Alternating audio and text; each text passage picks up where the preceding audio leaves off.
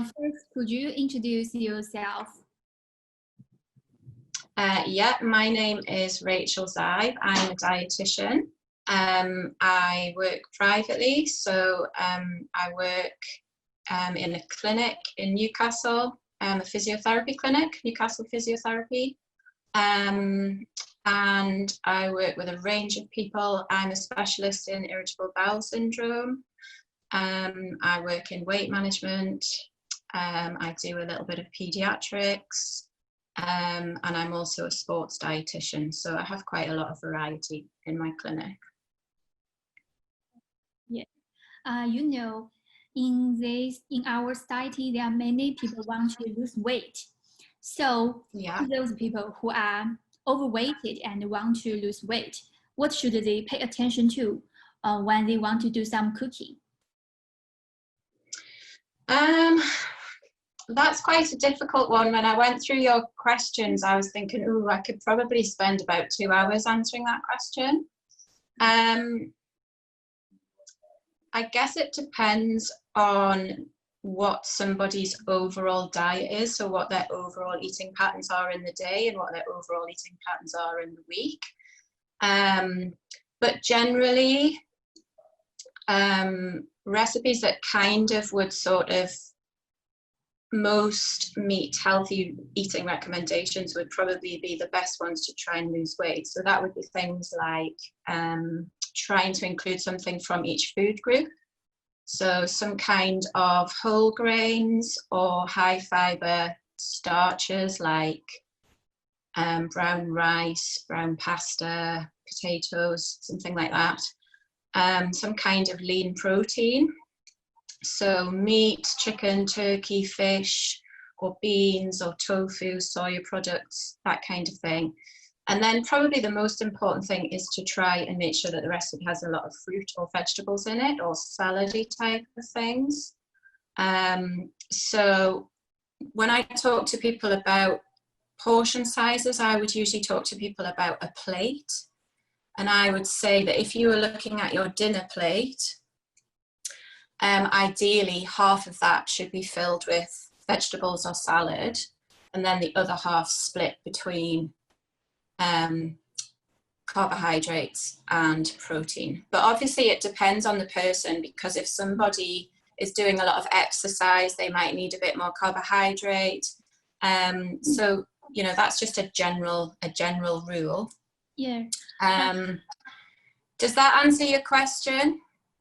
Yeah. I guess the other thing, if you are looking at an actual recipe and you are cooking something, would be things like, if you're cooking, try not to have lots of what we call saturated fats.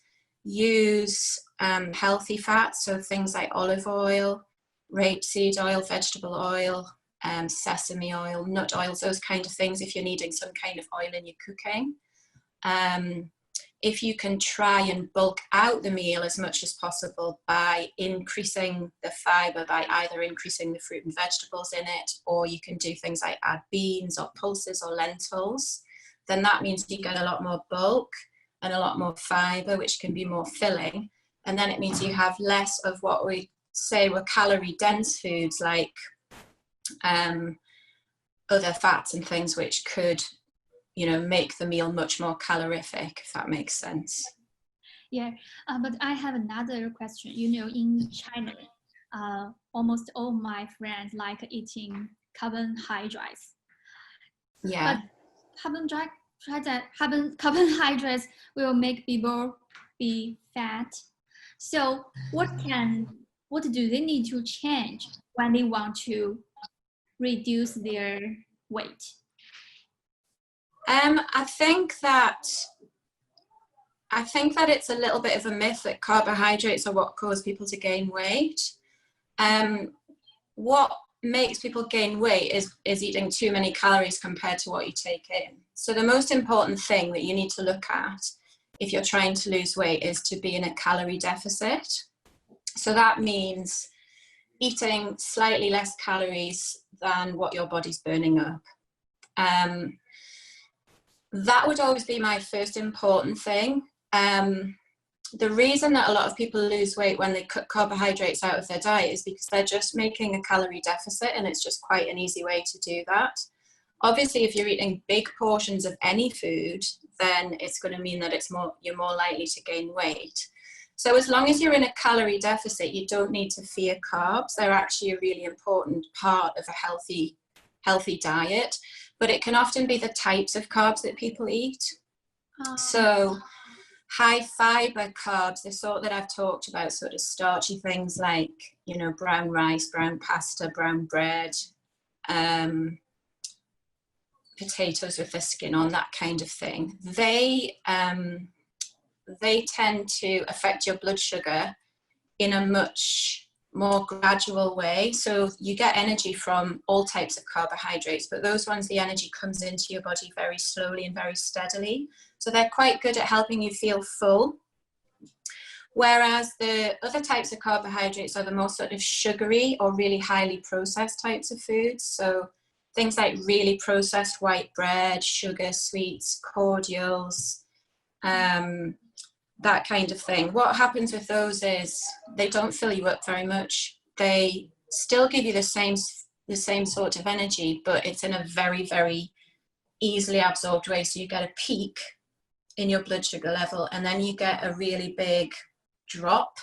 So it means that often people will feel very hungry straight after eating those foods or not long afterwards. Whereas if you just concentrate on the other types of carbohydrates, they help you feel full. So it's probably more about portion sizes with carbohydrates rather than about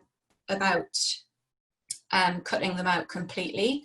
And if you go back to that plate that I talked about, I would usually say, if it's somebody who's not particularly active, fairly sedentary, and not doing a huge amount of exercise, then a quarter of that plate should be carbohydrates, and that's about a fistful. So a fistful, obviously that will then depend on how big the person is, and that sort of equates quite nicely to, obviously if you're larger, you're going to need slightly more than somebody who's smaller. So that's quite a good guideline to go for. But a lot of people tend to fill their plate up with pasta and then don't have many vegetables. So it's really just meaning that they're just eating more calories, really. It's not about the carbohydrates being bad in themselves, if that makes sense. Yes. And I asked some personal trainers. They say the recipes is more important than the exercise. Do you think what they said is right? For weight loss, yeah, specifically, I think probably both are best for your health.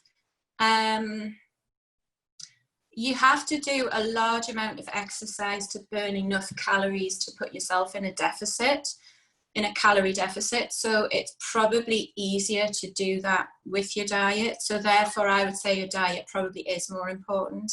I think people make a mistake in thinking that if they go to the gym 3 times a week, that means that it's going to help them lose weight. It will, but actually the amount of calories that you burn up in 3 sessions in the gym in the week is not actually that much to make a deficit over the whole week. And often I think people don't realize that if you do more exercise, your body often slows down in the time when you're not doing exercise. So you end up being a little bit more inactive in the time that you're not exercising. So ideally a combination of the two. But I would say probably diet wins a little bit over exercise.